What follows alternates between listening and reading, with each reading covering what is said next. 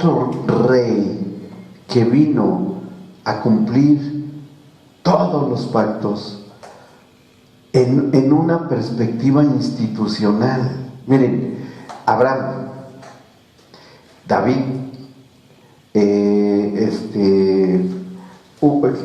¿cuál nos faltarían también? Hay otros dos que todavía no menciono. Que Abraham sería el pacto de la familia, el rey David el de autoridad y gobierno, pero nos faltaría el de la comunión con Dios, pero ese también se cumplió con Abraham. Es doble, ¿sí? ¿Por qué? Porque es el primero que empieza a hablar con Dios y el primero con el cual tiene un pacto, y con Moisés también para establecer el sacerdocio, ¿sí? Hay un pacto que se hace con Moisés en el desierto, el pacto del desierto, o el pacto sinaítico que le llaman. Elementos dobles que se hacen a través de Moisés y Aarón para ser rey y sacerdote, y que es con Abraham y con el rey David, se va a complementar, y faltaría uno, el de la administración, la economía y el trabajo, que ese se va a cumplir con otro rey. Pero con este otro rey va a haber algo más que se agrega a los pactos, porque si bien los pactos que se hicieron con Abraham, con David, el de que se hizo con Josías, son personales, pero lo que había que redimir era lo institucional o los ámbitos, porque nuestra relación no solamente es personal y ya, porque si fuese nada más personal nuestra relación con el Señor, pues no habría necesidad de reunirnos, ni habría necesidad de hacer adoración como se hace, ni nada. Tenía que haber algo que reuniera a las familias, porque tiene que ser así, familias, para que en colectivo se pudiesen confirmar los pactos personales. Es decir, tenía que haber un pacto institucional para que ahí se pudiesen cumplir los pactos personales. ¿Está bien? ¿Vamos bien? ¿Dudas, preguntas? Hablen ahora o callen para siempre. ¿Vamos bien? Bueno, ¿quién va a ser este rey? Este rey va a ser también debía de reunir un perfil, por eso lo dejé al último, porque sí es necesario que lo entendamos. Inclusive este manual lo voy a modificar porque es muy relevante. Aquí todavía yo no lo consideraba con tanta importancia, pero ahora sí se los puedo decir, es una cuestión de tipo institucional. ¿Quién es esta persona? Esta persona es ni más ni menos que el rey Ezequías. El rey Ezequías es la persona con la que va a establecer un pacto para redimir lo institucional. Los demás, lo personal. Esto sería lo institucional. ¿Sí? Y aquí sí vamos a abrir nuestra Biblia. Si la traen, si no, leerla en su celular, tienen permiso, pero sí me gustaría que trajeran su Biblia así. ¿Sí? ¿Por qué? Porque ahí vamos y venimos. Lo pueden hacer en su celular, pero para mí es más práctico hacerlo aquí. Bien, vamos al segundo, y voy a estar leyendo los versículos. En Ezequías está esto, y lo vamos a leer a partir del capítulo 29 del segundo libro de las Crónicas. Segundo de las Crónicas, capítulo 29. Estos ámbitos tenían que redimirse, pero como lo estila el Señor a través de compromisos, para que él a su vez se viese comprometido. Voy a tratar de hacerlo rápido para avanzar rápidamente. Vean, segundo de las Crónicas, capítulo 29, versículo 1. Comenzó a reinar Ezequías siendo de 25 años, es ya un varón, ya un considerado por su edad como un hombre. ¿Está bien? Bien, ahora, reinó 29 años en Jerusalén. El nombre de su madre fue Abías, hija de Zacarías, e hizo lo recto ante los ojos del Señor, conforme a todas las cosas que había hecho David su padre. A ver, vamos a entrenarnos ya, vamos a entrenarnos un poco para que ustedes lo disciernan. ¿Encuentran ustedes aquí, en estos dos versículos, instituciones? A ver, ¿cuáles? Familia, ¿qué más? Gobierno y autoridad. ¿Sí? ¿Alguna cosa más? Ahí es un agregado. ¿Qué edad tenía Ezequías? 25. ¿Cuántos años tenía Josías? Era un. Y ahora este es un. Es la redención de los jóvenes también. Los jóvenes, la juventud tenía que ser redimida y santificada también, a nivel de reinado. ¡Wow! ¡Qué bueno! No se le fue nada al Señor. ¿Vamos bien? ¿Sí? Está bueno esto, ¿no? A mí me emociona mucho esto. Mucho. Bueno, bien. Dice que hizo lo recto, y aquí ya vemos que ese es el perfil. Como el corazón de Abraham, el corazón de David, el corazón de Josías. Ahora ve un corazón recto. Un príncipe, porque era hijo del rey David. Bien, dice, y vean, en cuanto él entra, inmediatamente que entra a tomar su lugar de rey, lo primero que hace Ezequías, y está en el versículo 3, en el primer año de su reinado, en el mes primero, abrió las puertas de la casa del Señor y las reparó. Lo primero que hace un rey, reparando las puertas del templo. O sea, como que él lo hizo. ¿Sí? ¿O mandó? No, lo manda a hacer, claro, porque era un rey. Claro. ¿Sí? Y pero como que si se saca su corona. pues sí, sería una misma actitud. Ahora, acuérdense que les mencioné que los pactos, cada cosa que hicieran los hombres de pacto, cada detalle, el padre lo apuntaba e iba a quedar ahí escrito. ¿Sí? ¿Me pueden traer algo de tomar, por favor? Gracias. Ahí, hermano. Sí, Sandy. Sería como la prioridad que Dios dio en Ezequías, debe decir, de restaurar. Sí, los términos de pacto. Acuérdense que también les recomendé que tuviesen una mentalidad de pacto, una mente de pacto. Siempre buscar los términos, siempre buscar la confirmación, siempre buscar los elementos que fuesen las cláusulas de ese compromiso. ¿Está bien? ¿Vamos bien? Bueno, a ver, esto que ya leímos, ¿qué dice? Leímos en el versículo 3. En el primer año de su reinado, ¿qué hizo? Abrió las puertas de la casa del Señor y la reparó. Y algo que hace el Señor en este compromiso es, a ver, como rey, o yo que voy a estar en forma encarnada, y como rey tengo que llegar también a golpear puertas para entrar al templo. ¿Y quién lo hace?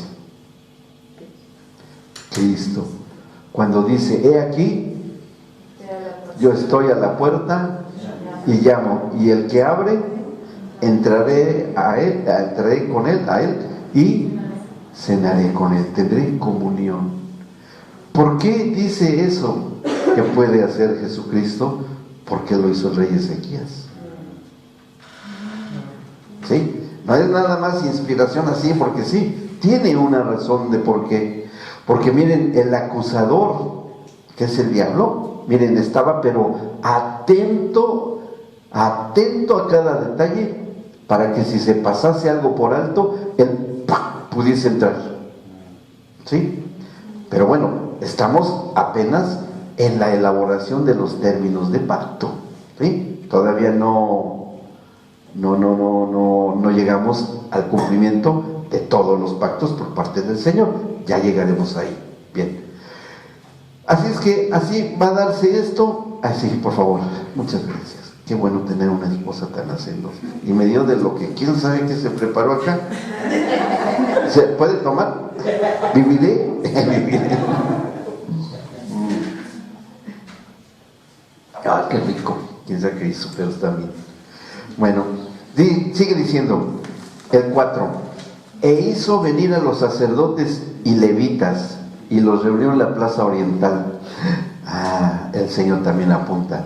Cuando esté el templo listo, voy a hacer venir a los sacerdotes. ¿Quiénes son los sacerdotes hoy? Nosotros, porque somos real sacerdocio. ¿Sí? Y dice, y también van a venir los levitas. ¿Qué hacían los levitas? Adoraban. Eran músicos. Y por ahí ya se empieza a ver en el horizonte la redención de la música.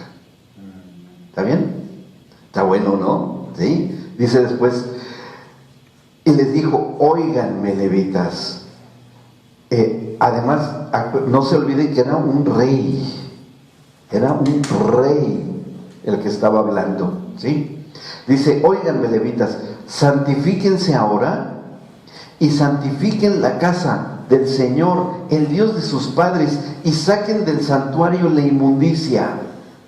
¿Quiénes iban a sacar la inmundicia de lo que estaba lleno el templo? Ahí dice quiénes. Los levitas. Porque ¿de qué estaba lleno el templo? De inmundicia. Quiere decir que aquí se va a poner este término que el mismo rey Ezequías puso, de que los músicos tanto deben estar santificados y para poder santificar el templo, que después sería el cumplimiento con el rey David de templos hechos, no por manos humanas, sino que nosotros somos el templo del Señor. Entonces, si los músicos están viviendo en inmundicia, en pecado sexual, y pretenden adorar al Señor a través, o sea, ministrando la música al cuerpo de Cristo, son como los hijos de Elí. ¿Se acuerdan de los hijos de Elí? ¿Sí? Que tenían relaciones sexuales dentro del templo y tenían imágenes y el Señor los mató en la guerra. Digo, así fue de duro, ¿no? Así era en ese tiempo. Pero hoy hay muerte espiritual, que es peor. Es peor. Entonces, los músicos hoy, si están viviendo en pecado sexual, miren, están condenados a muerte. Mejor, más vale que se cuiden. Más vale que se cuiden. Porque está en un pacto y el Señor lo cumple. ¿Sí? Bueno, seguimos ahí. Dice, saquen del santuario la inmundicia. Porque, y fíjense lo que dice el rey Ezequías, y esto es una revelación. Dice, porque nuestros padres, ¿qué está mencionando? ¿Qué institución está aquí empezando a surgir? Matrimonio y familia. Porque nuestros padres se han rebelado y han hecho lo malo ante los ojos del Señor nuestro Dios, porque le dejaron y apartaron sus rostros del tabernáculo del Señor y le volvieron las espaldas. O sea que conociendo y ministrando al Señor, se desviaron y no me interesas, Dios. Y le dio aunque siga aquí, pero estoy de espaldas a ti. Pero ahí está. O sea, podían estar presentes en la congregación, pero llenos de rebeldía y no mirando al Señor, sino dándole las espaldas en un desprecio. Así estaban, ¿sí? Sigue diciendo, dice, y aún, dice, aún cerraron las puertas del pórtico. ¿Cómo lo interpretarían ustedes? ¿Cerraron las puertas de qué? Del corazón. Las cerraron. para que ya no entrara el rey. ¿Sí? Cerraron las puertas del pórtico y apagaron las lámparas. Porque la lámpara en la Biblia, ¿qué es? El Espíritu Santo. ¿Y qué hicieron los padres? Como aquí lo menciona, contristaron al Espíritu Santo. Por el pecado. Exacto. O sea, el Espíritu Santo ya no estaba ahí presente, aunque estuvieron las lámparas. Sí. Cuando dice desprecio, Ajá. también por pecado, pero también es porque no apreciaron la presencia. Exacto. Cuando dice desprecio es Sí. quitarle valor. Sí, No es también hay pecado. cualquier cosa. Lo tuvieron en poco. Lo tuvieron en poco. Y el Espíritu Santo se contrista. Contristar, miren, es como una hoja de su cuaderno. Están escribiendo cosas útiles ahí, ¿sí? Conocimiento. Pero si la arrancan y la tiran, la hoja sigue siendo hoja. Y lo escrito sigue estando escrito, sigue siendo útil. Pero ¿cómo está? Y echa por ahí. Así le pasa al Espíritu Santo cuando se contrista. Está, pero está hecho a un lado y menospreciado. Y no está, ahí está. Porque Él es fiel. Y nunca quita lo que da. ¿Sí? Pero está inútil, está inoperante por el pecado. ¿Okay? Bueno, dice, apagaron las lámparas, no quemaron incienso. Y en Apocalipsis, ¿qué dice que es el incienso? Las oraciones. No oran. Después dice, ni sacrificaron holocausto en el santuario al Dios de Israel. ¿Y en qué consistía sacrificar el holocausto? ¿De qué? Sí. De animales. ¿Y qué hacían con los animales?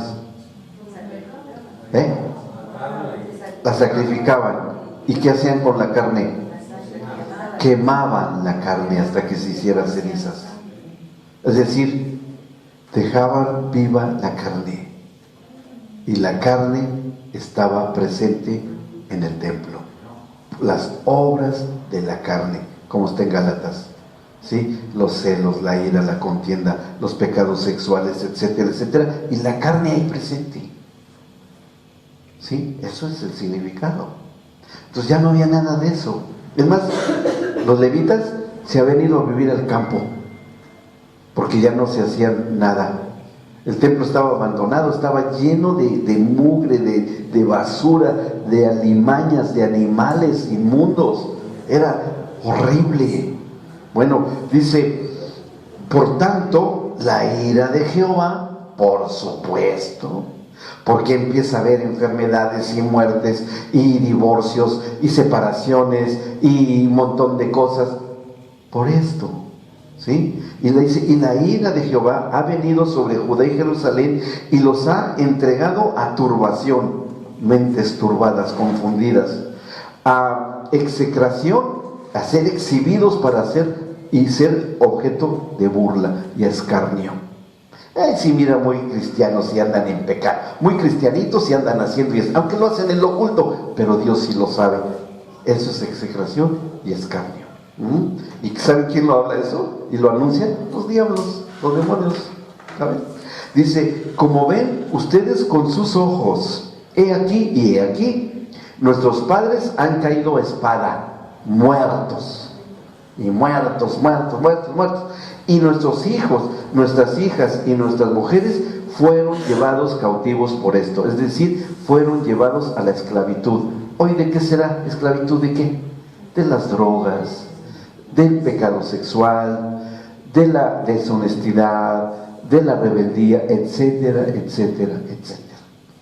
No era muy diferente la situación de esos tiempos a hoy, No era muy diferente. Hoy está así la cosa. Bueno, sigue diciendo, ahora pues, y aquí está el punto, que Dios estaba esperando que saliera de la voluntad y del corazón de Ezequías, cuando dice en el versículo 10, ahora pues, yo he determinado hacer pacto con el Señor, el Dios de Israel. Quiero hacer un compromiso. Dice, para que aparte de nosotros el ardor de su ira. porque era evidente que estaban sufriendo la ira de Dios. En ese tiempo así estaba la cosa.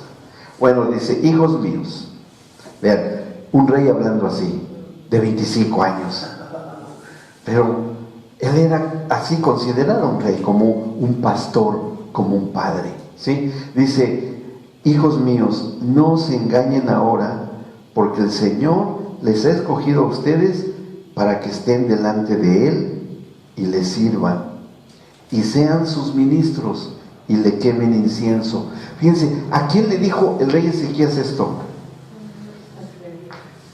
No, ¿a quién? A los levitas. ¿Y qué tenían que hacer? A ver, léanlo ahí. ¿Qué tenían que hacer? Purificarse. ¿Qué más? Sí, pero aquí en el versículo que leímos, que le sirvan, que sean ¿qué? Sus ministros y 3 cosas. ¿Se dan cuenta? 3 cosas que tenían que hacer. Y vean lo que dice en Hechos capítulo 6. Por eso hicieron los discípulos esto, por el pacto con Ezequías, ¿sí? ¿Se acuerdan que era servir, ministrar y quemar el incienso? 3 cosas, ¿ok? Ahora, en el capítulo 6, cuando escoge los apóstoles a los que serían los diáconos, el apóstol Pedro dice algo muy importante. Cuando los están eligiendo, están escogiendo a los que iban a ser, de los discípulos que iban a ser servidores. Capítulo 6 de los Hechos, versículo, vamos a leer desde el 2 al 4, 2 al 4. Dice, entonces los 12 convocaron a la multitud de los discípulos y dijeron, no es justo que nosotros dejemos la palabra de Dios para servir a las mesas. Busquen pues, hermanos, de entre ustedes a 7 varones de buen testimonio, llenos del Espíritu Santo y de sabiduría, a quienes encarguemos este trabajo, que era el perfil que tenían los apóstoles. Bien, y dice, y nosotros, los ministros, persistiremos en la oración y en el ministerio de la palabra. Es lo mismo. El quemar incienso o la oración, el ser ministros, y dijimos, ¿y qué más? Quemar incienso, y que sirvan. Sirviendo, ¿cómo? Enseñando la palabra. ¿Se dan cuenta? O sea, no fue un caprichito de los apóstoles que hubiera los servidores en la congregación. Está dentro de un pacto, que haya diáconos, ancianos. No es un resultado de la organización humana, es por un pacto, y fue con el pacto que se hizo con Ezequías. Regresamos al de Crónicas. Muy bien, dice después ahí en el versículo 12, entonces se levantaron los levitas, Mahat, hijo de Amasai, el hijo de Azarías, puros papás e hijos, todos levitas. Es decir, aquí se están levantando generaciones de músicos, ¿sí? Generaciones.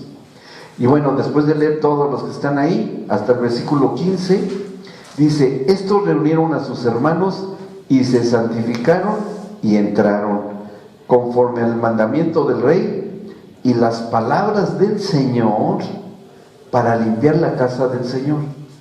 Dice, ¿y cuáles eran las palabras del Señor? No habían leído la Biblia. Entonces, porque ¿qué estuvo haciendo el rey Ezequías? Estuvo profetizando, ¿sí? Eran palabras proféticas, las palabras del Señor. Y ahí hay algo más, pero no voy a entrar tanto en detalle, nada más eso es suficiente.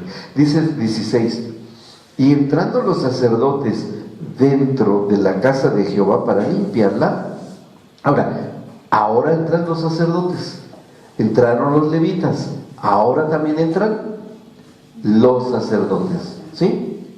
Dice, entraron los sacerdotes dentro de la casa para limpiar, sacaron toda la inmundicia que hallaron en el templo del Señor al atrio de la casa del Señor, y de allí los levitas la llevaron fuera al torrente de Cedrón. Es decir, que llevaron todas las cosas inmundas que encontraron, toda la inmundicia, y la echaron al río. ¿Y qué dijo Jesús? Que de su interior correrán y fluirán. ¿Y quién es esos ríos de agua viva? El Espíritu Santo. ¿Y qué hace el Espíritu Santo? Nos redarguye de pecado, de juicio y de justicia. ¿Por qué el Espíritu Santo y Jesús pueden hacer eso? Por el pacto con Ezequías. Porque los sacerdotes y levitas llevaron la inmundicia al torrente de ese río. ¿Se dan cuenta? ¿Sí? ¿Vamos bien? Está buenísimo. Yo no me canso de leer esto. De veras, cuando yo esté allá en Israel, el Señor allá, uno de los que voy a ir a saludar y abrazar va a ser al rey Ezequías, si se deja. Yo creo que sí, ¿no? Decir, qué bueno estuvo eso, buenísimo. Bueno, seguimos leyendo, dice 17. Comenzaron a santificarse el día primero del mes primero, y a los 8 del mismo mes vinieron al pórtico del Señor, y santificaron la casa del Señor en 8 días, y en el día 16 del mes primero terminaron. Entonces vinieron al rey Ezequías y le dijeron: ya hemos limpiado toda la casa del Señor, el altar del holocausto y todos sus instrumentos, y la mesa de la proposición con todos sus utensilios. Asimismo, hemos preparado y santificado todos los utensilios que en su infidelidad había desechado el rey Acaz cuando reinaba. Y aquí están delante del altar del Señor. Cada cosa tiene su significado, pero ya nos llevaría mucho tiempo estudiar cada cosa. Bueno, dice después, y presentaron, y levantándose de mañana, el rey Ezequías reunió los principales de la ciudad y subió a la casa del Señor. El rey fue al templo y presentaron 7 novillos, 7 carneros, 7 corderos y 7 machos cabríos para expiación por el reino, por el santuario y por Judá. Y dijo a los sacerdotes hijos de Aarón que los ofreciesen sobre el altar de Jehová. ¿Esto qué iba a significar? Que la carne de estos animales que están aquí descritos, cada uno son tipos de pecados que el hombre puede cometer en la carne, ¿sí? Cada uno de ellos. No hay mucha claridad en eso, pero seguro está que significan los pecados de los que es capaz de cometer el hombre. ¿Está bien? Dice después, asimismo, y esparcieron la sangre sobre el altar. Asimismo mataron los corderos y esparcieron la sangre sobre el altar. Y esto del sacrificio del cordero iba a que también fuese sacrificado un cordero. Ya saben de quién se trata. Del cordero de Dios, que es Cristo, exactamente. Dice 23. Después hicieron acercar delante del rey y de la multitud los machos cabríos para la expiación y pusieron sobre ellos sus manos. ¿Y qué hacían cuando ponían las manos sobre los carneros? Confesaban los pecados de la nación. Por eso es algo institucional, este pacto es institucional. Y después de que confesaban los pecados al imponerle las manos al carnero, ¿qué hacían con el carnero? Había uno que no. Lo sacaban al desierto, para que en el desierto se perdiera y allí muriera. ¿Sí? Ese carnero se llamaba Bezalel. No se sabe por qué él no sabe qué significa ese nombre, no se sabe. Bezalel. Bueno, ese carnero, porque para los judíos el desierto era el lugar del infierno. Para ellos ese era el infierno y estaba habitado de demonios. Y cuando hacen esto y sacan al carnero de la expiación, ¿qué tiene que hacer el padre también? Mi hijo también va a tener que ser llevado al desierto para ser tentado por Satanás. ¿Cuándo ocurrió eso? En la tentación, en Mateo capítulo 4. ¿Se dan cuenta? No fue porque el Espíritu Santo dije, la voy a probar a ver si es cierto. No, porque era cumplimiento de un pacto. No hay nada accidental, nada. ¿Está bien? ¿Vamos bien?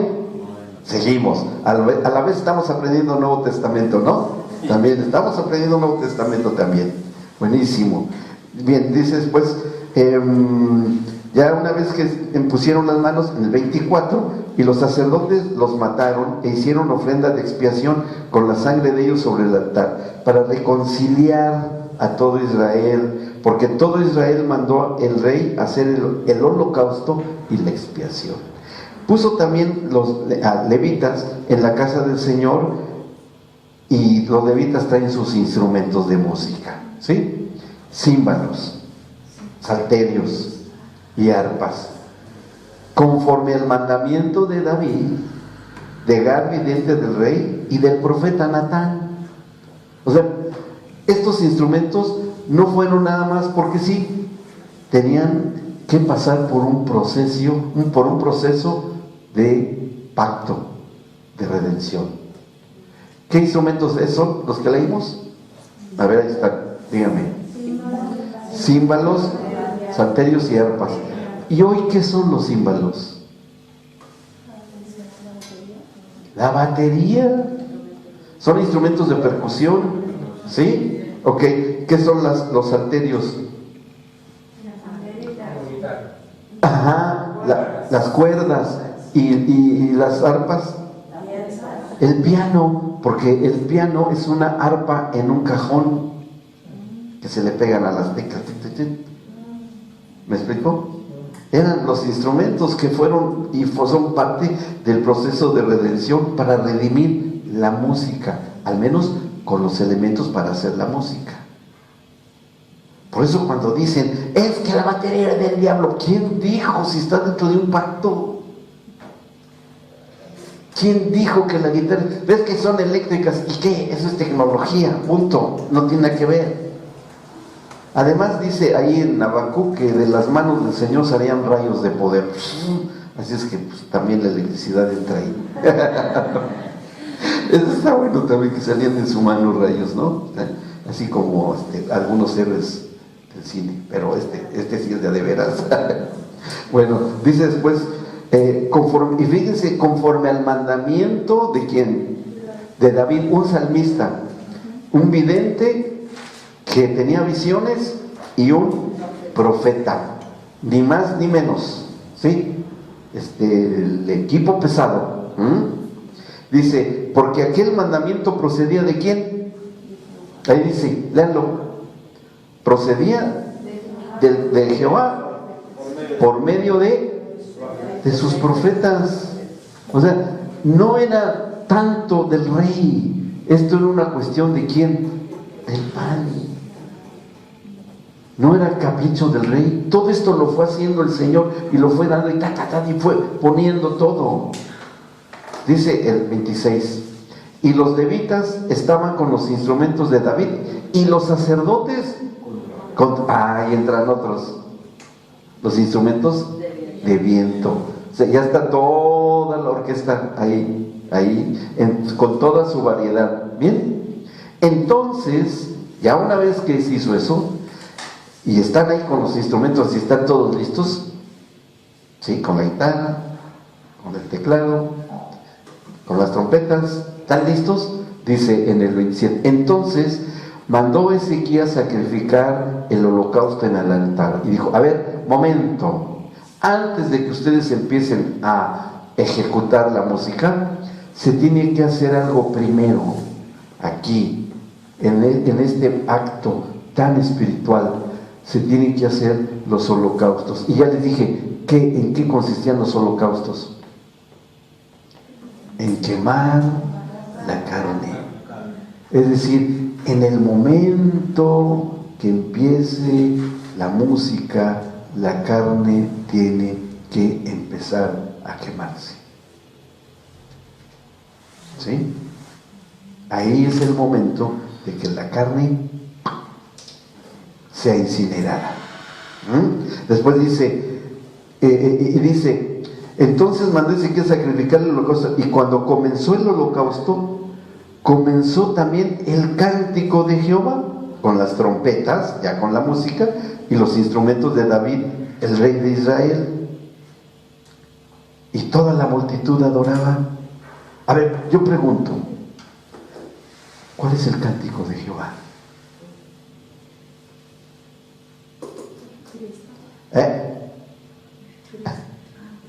Cristo cantando.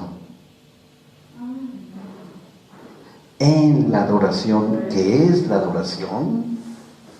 Mientras se quema nuestra carne llena de pecado y de cosas, el que empieza a cantar a través de nosotros y cantarle al Padre es el Señor Jesucristo.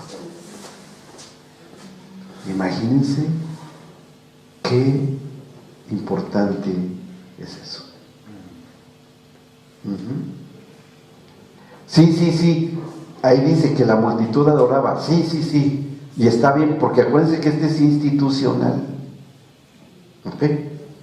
Es para lo que hoy es el cuerpo de Cristo, y el cuerpo de Cristo, que está Cristo en cada uno de los que está, porque en algunos a lo mejor no está, pero si sí está, el que va a empezar a cantarle al Padre es Cristo mismo.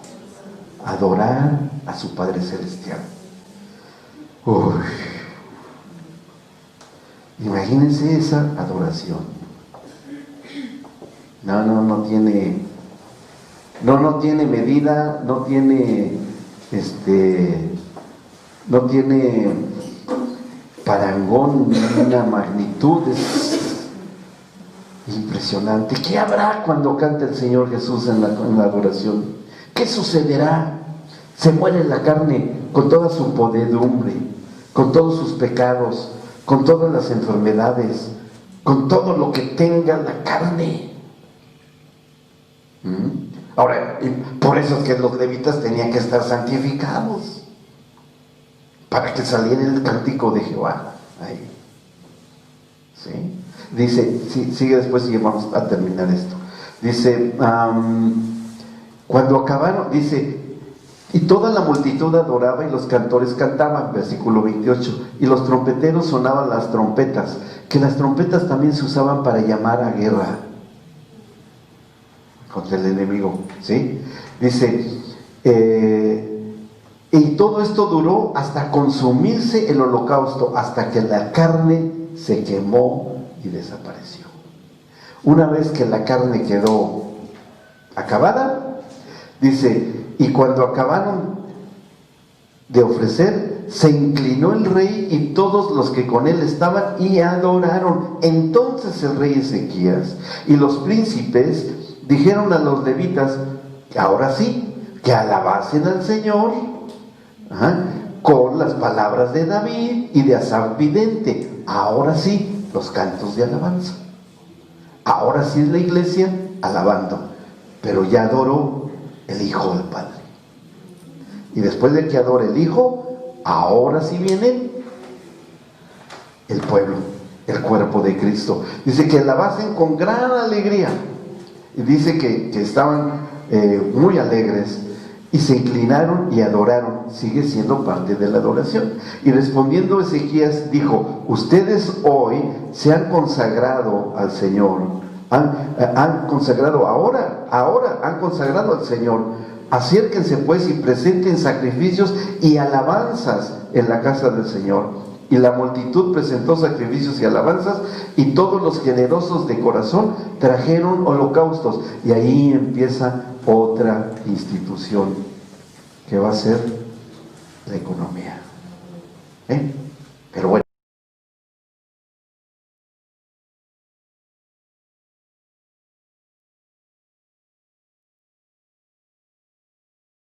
Dice,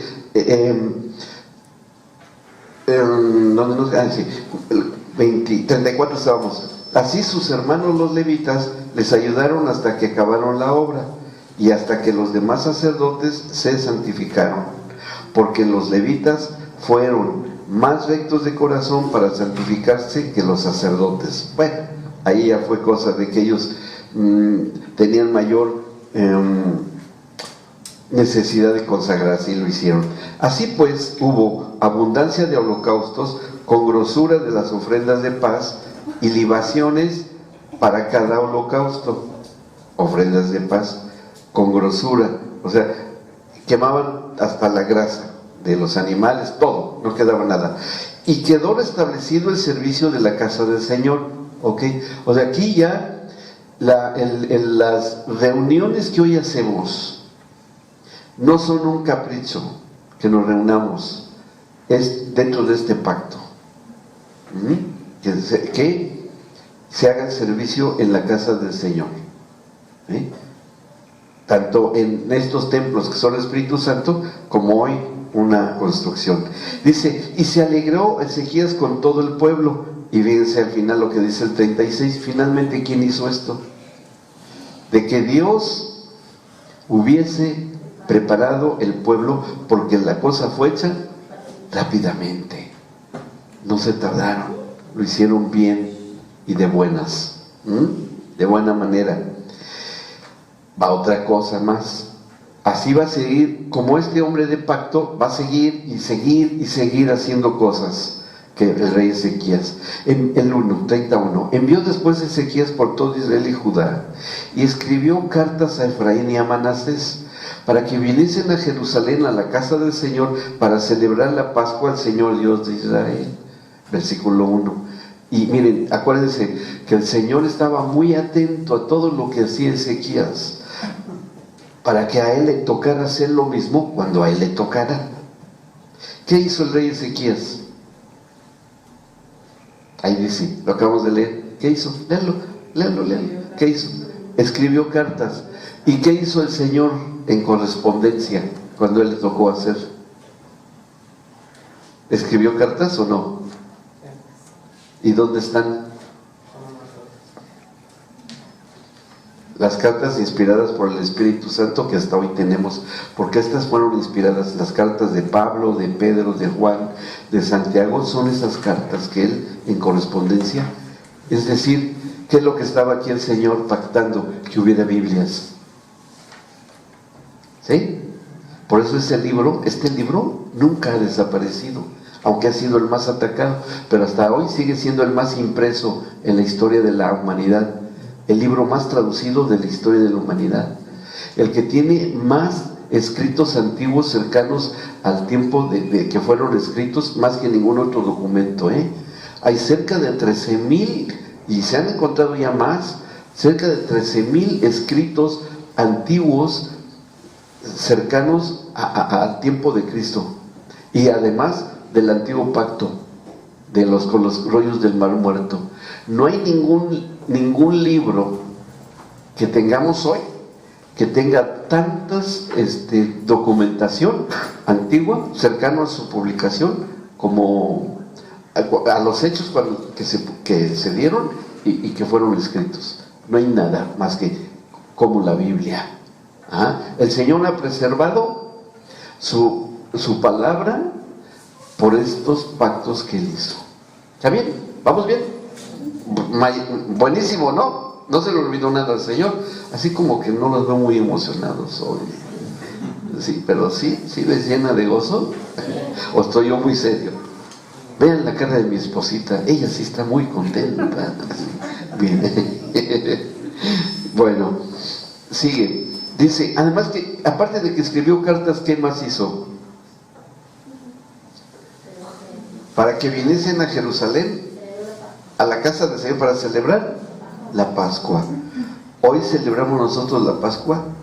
No, porque no somos los judíos, y los de ellos sí la tienen que hacer, ¿no? Porque es el programa de Israel que el Señor hizo para ellos. Pero nosotros sí celebramos otra cosa que es muy parecida a la Pascua y que de ahí proviene, y esa es la cena del Señor, ¿sí? Está pactado. Tampoco es invento está dentro de los pactos. Bueno, el rey, dice en el 2, y el rey había tomado consejo con sus príncipes y con toda la congregación en Jerusalén para celebrar la Pascua en el mes segundo, porque entonces no la podían celebrar. Sí, estamos en el segundo de Crónicas, capítulo 30, y estoy leyendo ahora el número 2. Qué mal está esto.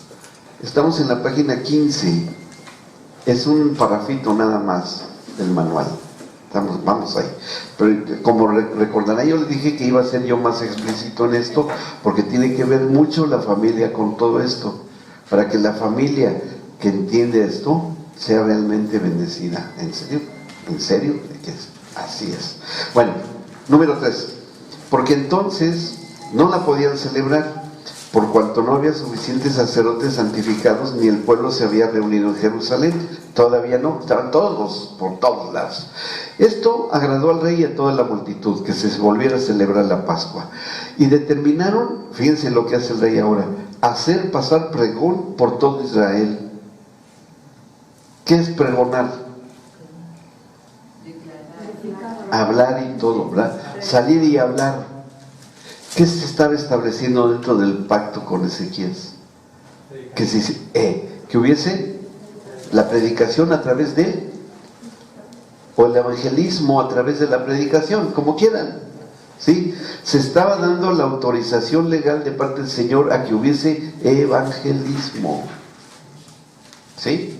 Dice después, bueno, por todo Israel, desde Berseba hasta Dan, para que viniesen a celebrar la Pascua al Señor Dios de Israel en Jerusalén, porque en mucho tiempo no la habían celebrado el modo que está escrito.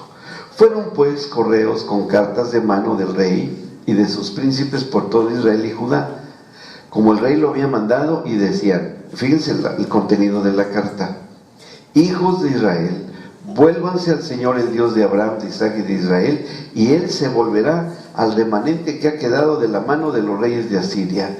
No sean como sus padres y como sus hermanos, que se rebelaron contra el Señor, el Dios de sus padres, y Él los entregó a desolación, como ustedes ven. No endurezcan pues ahora su cerviz como sus padres.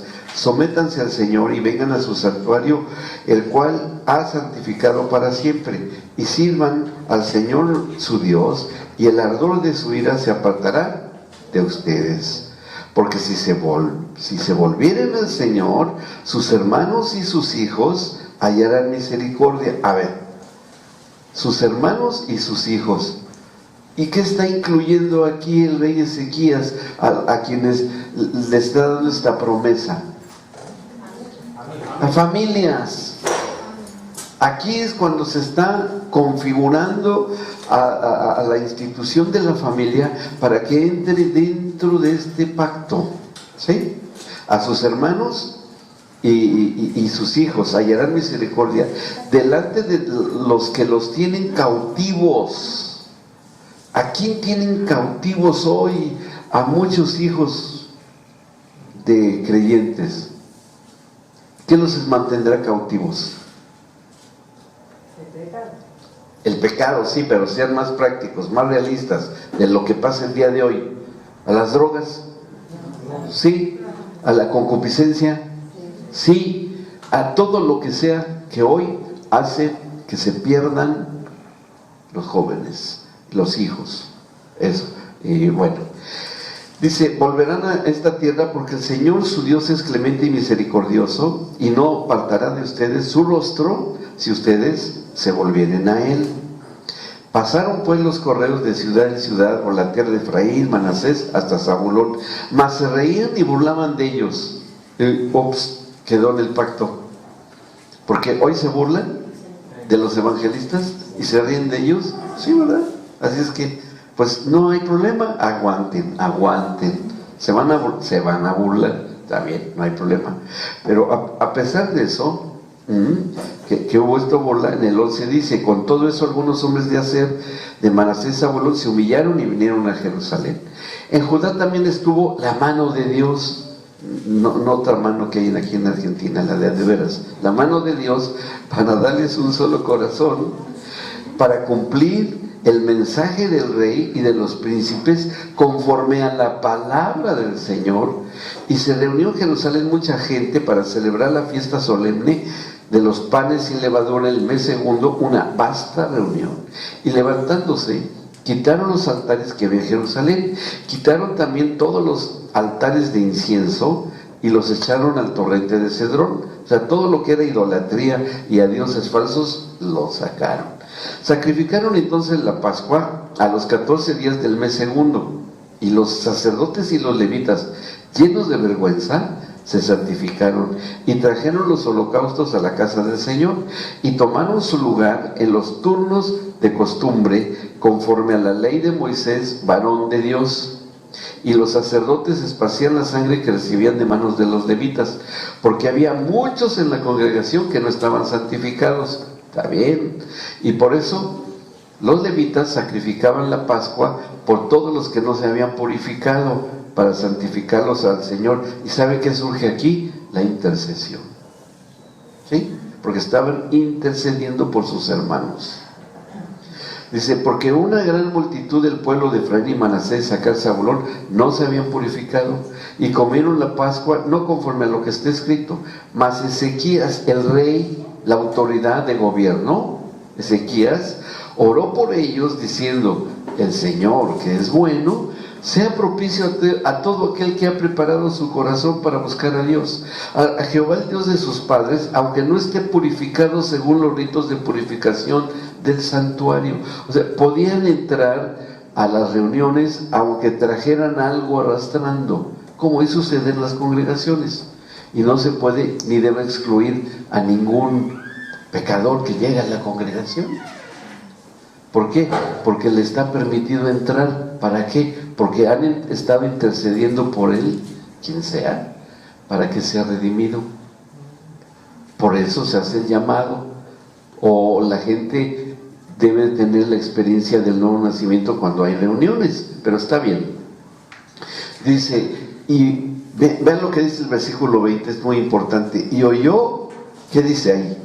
El Señor a Ezequías y sanó al pueblo.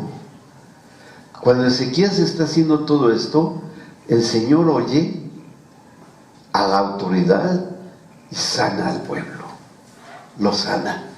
Es decir, queda establecido en este pacto, va a haber sanidad cuando están reunidos mis hijos. ¿Y hay sanidad? ¿Está bien? ¿Vamos bien? Bueno, 21. Así, los hijos de Israel que estaban en Jerusalén celebraron la fiesta solemne de los panes sin levadura por 7 días con grande gozo, y glorificaban al Señor todos los días los levitas y los sacerdotes, cantando con instrumentos resonantes al Señor. Y habló Ezequías al corazón de todos los levitas. Ahora vean lo que va a hacer él. Que tenían buena inteligencia en el servicio al Señor, del Señor. Y comieron de lo sacrificado en la fiesta solemne por 7 días, ofreciendo sacrificios de paz y dando gracias al Señor, el Dios de sus padres. A ver, ¿quiénes pudieron comer de lo sacrificado? ¿Qué quiere decir? Que hoy el que le sirve al Evangelio puede vivir del Evangelio, puede tomar del Evangelio. El pastor, el que sirva de tiempo completo, puede participar del alimento que se ha ofrecido en sacrificio. El que ustedes escuchan que se queja, que protesta, que exige que se le compruebe que por qué el pastor vive y vive también tiene su forma de cómo, de lo que ingresa por diezmos y ofrendas, es porque está dentro de este pacto. ¿Sí? Números 18 dice, no lo vamos a leer, nada más se los digo, que el Señor da autorización, y eso está dentro del pacto del Sinaí o del pacto con Moisés, que tiene derecho a vivir. Pero él, lo que hace en este caso el pastor, es que él tiene derecho al diezmo de los diezmos, al diezmo de los diezmos. O sea, el 10% del 10%, que en el total es el 1%. Si alguien sabe de números, me podrá decir si estoy en lo correcto o no. Y así es como debe ser. Obviamente que si es una macrocongregación, ¿cuánto será el 1% de lo que entra? Pero el 99% se queda para el servicio que sea necesario hacer en la congregación. Suficiente para vivir en paz, no con riqueza ni lujo, pero sí en paz, ¿sí?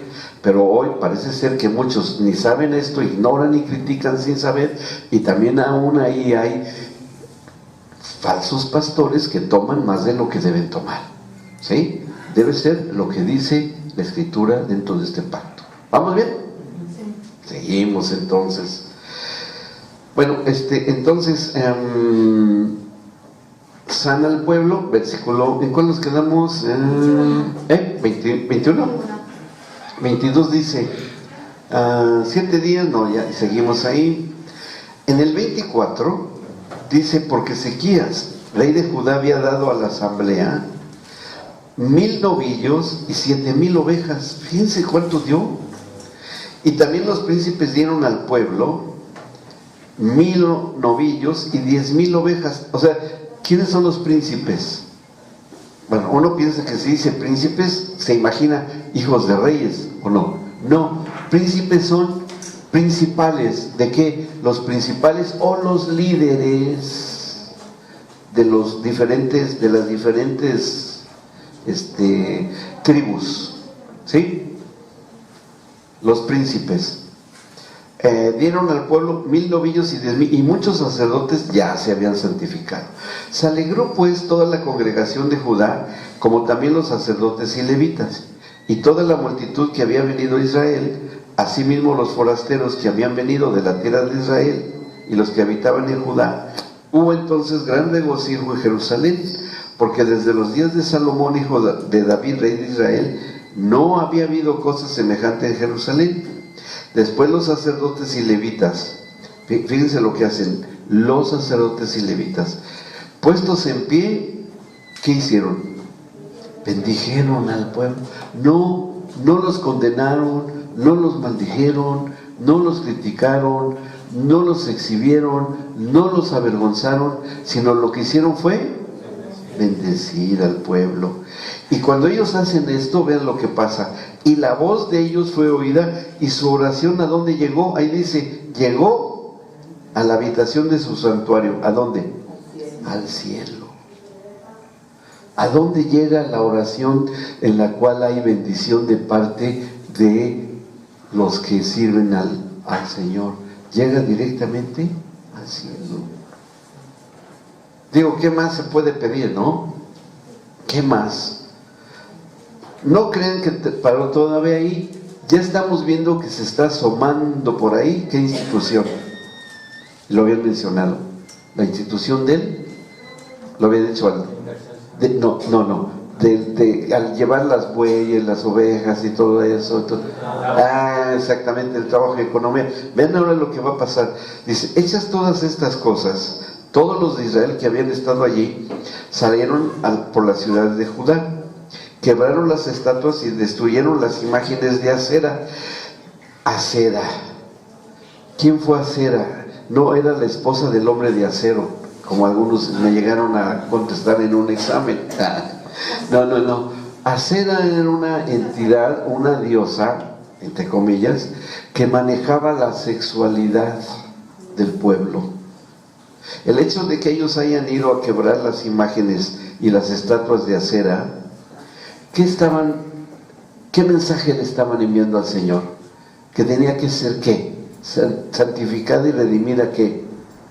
Su sexualidad, ¿sí? Le estaban diciendo, Señor, purifícanos en esto que nos regalaste y nos diste, que es nuestra sexualidad. Ahora, cuando destruyamos todos estos ídolos, eso va a quedar resuelto. Dice, y derribaron los lugares altos y los altares por todo Judá y Benjamín, y también en Efraín y Manasés, hasta acabarlo todo. Después se volvieron todos los hijos de Israel a sus ciudades, cada uno a su posesión. Número 2 versículo 2. Y arregló Ezequías la distribución de los sacerdotes y de los levitas conforme a sus turnos, cada uno según su oficio. ¿Qué está haciendo ahora el rey Ezequías, que va a quedar bajo pacto también? Él va a establecer la organización de la casa de Dios. O sea, todo el orden que se lleva, todo lo que se hace. Ver, por ejemplo, ¿cómo encontraron hoy las mesitas acá? ¿En desorden o en orden? ¿Y por qué se hace? Sí, para que estén más cómodos, ahora ya pueden escribir y no sobre las rodillas como al principio, que le doy gracias a su aguante, que escribían sobre sus rodillas tanto tiempo, pero miren, gracias a Dios ya hay. Pero eso es porque es un pacto. Así como está la gente que limpia, la gente de multimedia, hoy, en tiempos modernos, la que administra, todo lo que dice en Romanos capítulo 12 el apóstol Pablo, de los deberes de los cristianos. No es cosa del nuevo pacto, es cosa de los dos. Se dio en el antiguo por esto y se cumplió en el nuevo, y lo seguimos cumpliendo hasta hoy. O sea, nosotros no hacemos nada que esté fuera de lo que dice la Escritura, ¿sí? Bueno, así lo están haciendo. Él lo hace conforme a sus turnos, cada uno según su oficio. Los sacerdotes y los levitas para ofrecer el holocausto y las ofrendas de paz, para que ministrasen y que diesen gracias y alabasen dentro de las puertas de los atrios del Señor. El rey contribuyó de su propia herencia para los holocaustos a mañana y tarde. O sea que eran sacrificios de 24 horas. Y para los holocaustos de los días de reposo, nuevas lunas y fiestas solemnes, como está escrito en la ley del Señor. Mandó también al pueblo que habitaba en Jerusalén que diese la porción correspondiente a los sacerdotes y levitas, para que ellos se dedicasen a la ley del Señor. Queda confirmado que los que sirven en el Evangelio vivan del Evangelio. Así está establecido. Mandó también al pueblo para ellos a la ley del Señor. Y cuando este edicto fue divulgado, los hijos de Israel dieron muchas primicias de grano, vino, aceite, miel y de todos los frutos de la tierra. Trajeron asimismo en abundancia, ¿qué dice?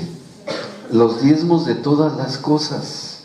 Ya no fue el rey, ya no fueron los sacerdotes ni los príncipes, los principales, sino que ahora es el pueblo, y el pueblo está formado por familias, exactamente. Dice, dieron del mismo modo los diezmos de las vacas, o sea, les quitaron el 10% del cuerpo de cada vaca para los nanas, no, sino de todo lo que era la vaquita daban el 10%, ¿sí? Bueno, hay frutos de la tierra, dieron asimismo en abundancia los diezmos de todas las cosas.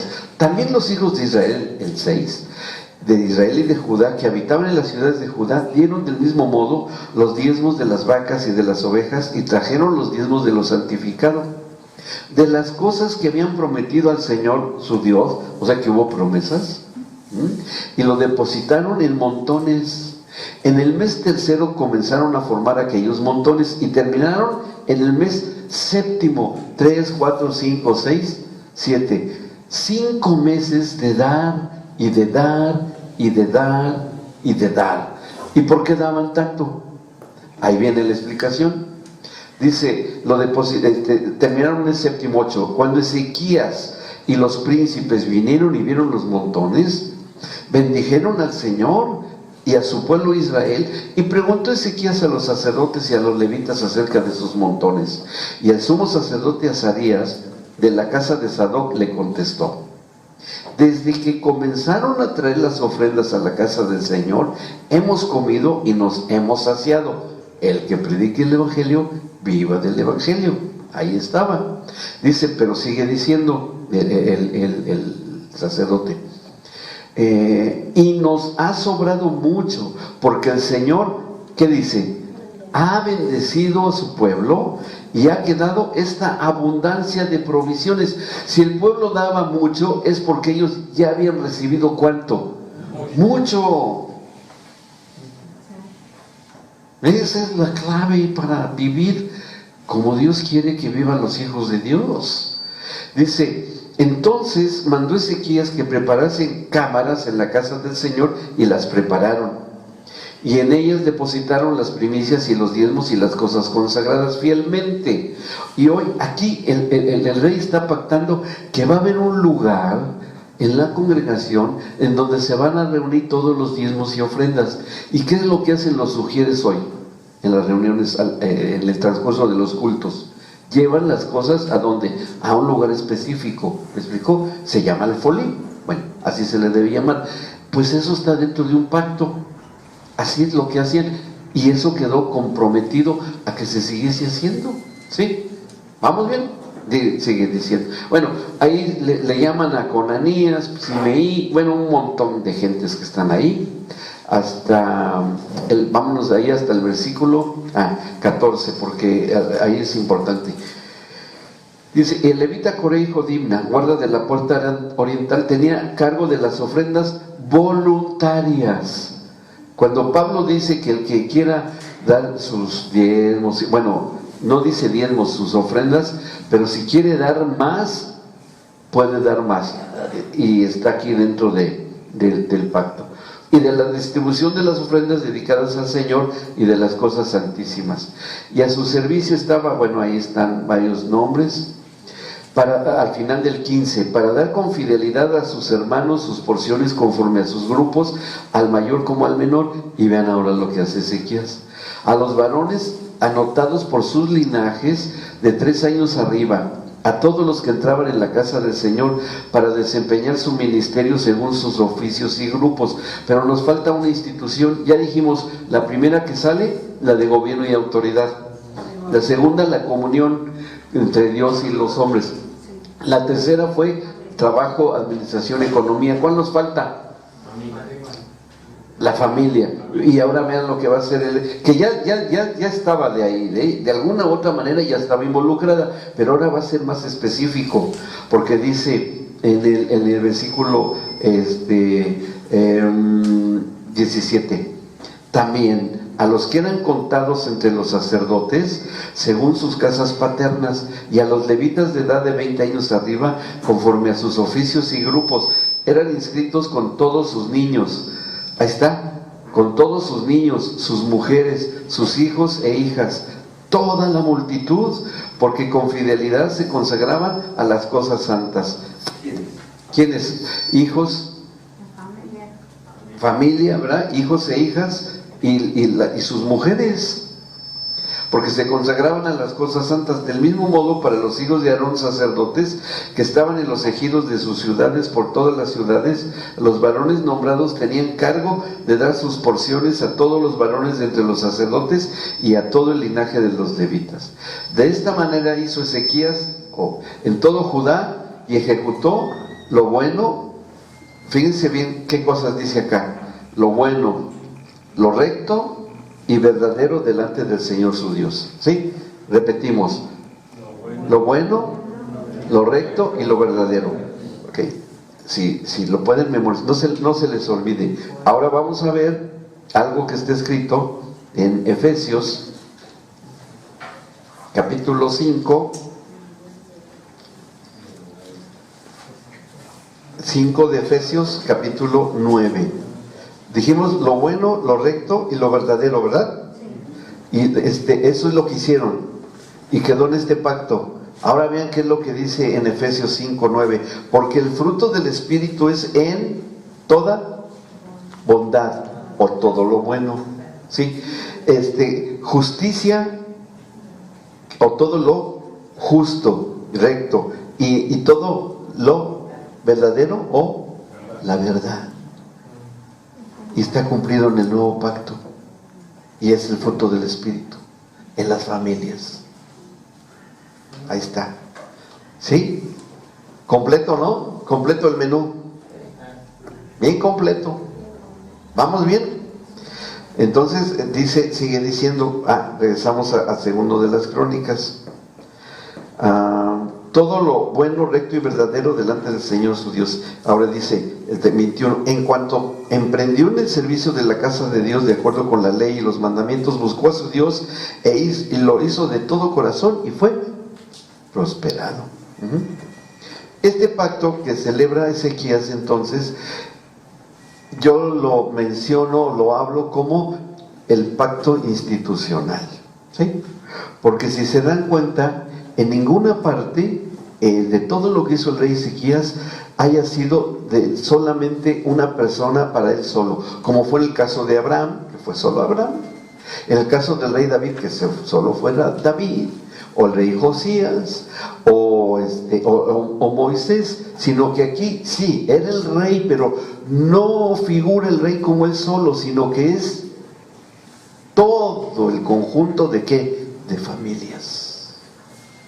Cuando una familia tiene revelación de que los ámbitos o las instituciones que son las que forman el reino de Dios, lo comprende, lo obedece, lo que le toca hacer, entonces por cumplimiento del pacto, a través del nuevo pacto, el Señor lo hace, lo cumple.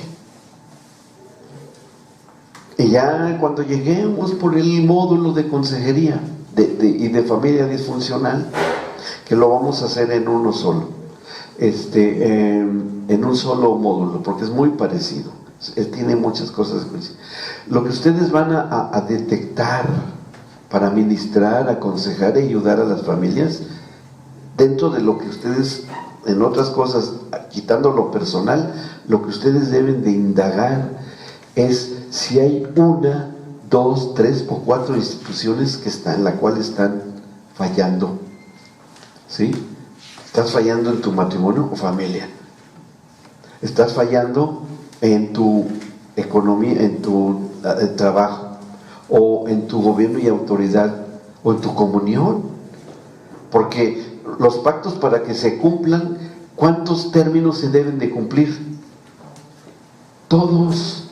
Si falla un solo de los términos de pacto, el Señor no puede comprometerse, no puede. Sí, nos ayuda, nos sustenta, nos preserva, nos guarda y nos cuida. Dice, pero ¿cómo voy a prosperar en su trabajo, en economía, a uno que anda en adulterio? ¿Cómo? No puedo, no lo va a hacer. ¿Me explico? No lo va a hacer. Ni ninguno de los otros, cualquiera que sea. Tienen que entonces tener la conciencia plena de que deben de empezar a trabajar a que permitan que la redención institucional empiece a darse en su ámbito de familia, cada uno de ellos. Vamos a revisar en qué estamos mal como matrimonio y como familia, y vamos a permitir que el Señor nos restaure y nos levante. Vamos a hacer la revisión de por qué estamos siempre con necesidades económicas, con deudas, con que no tenemos y no tenemos trabajo. Algo hay dentro de este pacto, algo que está funcionando mal. Hay que ver cómo está nuestra comunión, nuestra relación con el Señor. ¿Por qué? Porque como que no nos oye, no nos hace caso, oramos y vamos a las reuniones los domingos. Entonces, que eso no tiene nada que ver, eso es religión, sino que es comunión, es intimidad. Y autoridad sobre la creación, que ya dijimos que cómo es que hoy nos damos cuenta de lo que es la autoridad sobre la creación. ¿Cómo creen que se pueda manifestar hoy en la vida práctica y diaria el que tenemos autoridad sobre lo creado? Por ejemplo, denme ejemplos. Claro, porque las enfermedades, ¿de qué forman parte los microbios? ¿De la creación? Sí. ¿Los virus? Claro. ¿Los parásitos? Sí. Todo lo que se ha creado. Y bueno, si es parte de autoridad sobre la creación, a ver, un ejemplo. Si una familia tiene hambre porque no tiene para comprar comida, y tiene poca su comunión es mediocre, su relación con el Señor, y el esposo o la esposa están fallando en pecados pecados sexuales, y no tienen ahí para darle de comer a sus hijos, es común lo que le estoy diciendo yo. ¿Esos casos son comunes? ¿Existirán? Sí. ¿Qué les dirían ustedes? ¿Cómo analizarían? A ver, díganme, ¿qué empezarían por hacer? Llevando esa ya conocimiento que ustedes ya tienen. ¿Qué indagarían? ¿Qué le preguntarían? ¿Cómo andan en qué cosa? ¿Cómo anda su comunión con el Señor? Es decir, si oran, si están orando, si están leyendo la Biblia, si se congregan. ¿Me explicó? Porque puede ser que uno no quiera y diga, no, yo para qué, qué. Bueno, está bien, que no lo haga y ya. Pero habrá consecuencias. Y luego hasta se enojan con Dios. No, que Dios, que quién sabe qué. Sí, pero espérame, es que no es cosa de Dios, es cosa de que alguien o varios miembros de la familia están en una situación de deficiencia en eso. Pastor, sí. Cuando Jesús le dice, vete y no peques más para que no te venga otra cosa peor. Ahí está. Aplica ese principio. ¿Sí? Entonces, no es complicado. ¿Se dan cuenta? No es complicado. Pero hay que entenderlo. Bien. Ahora, tenemos que entender cómo fue que el Señor Jesús redimió las instituciones. Porque Él tuvo que redimirlas. Les he dicho un poco, pero tienen que saberlo perfectamente para que quede en ustedes bien establecida a través de la revelación de la palabra de Dios, cómo Cristo redimió todo eso para que no solamente lo podamos vivir nosotros, sino para que se lo podamos enseñar a otros. ¿Está bien?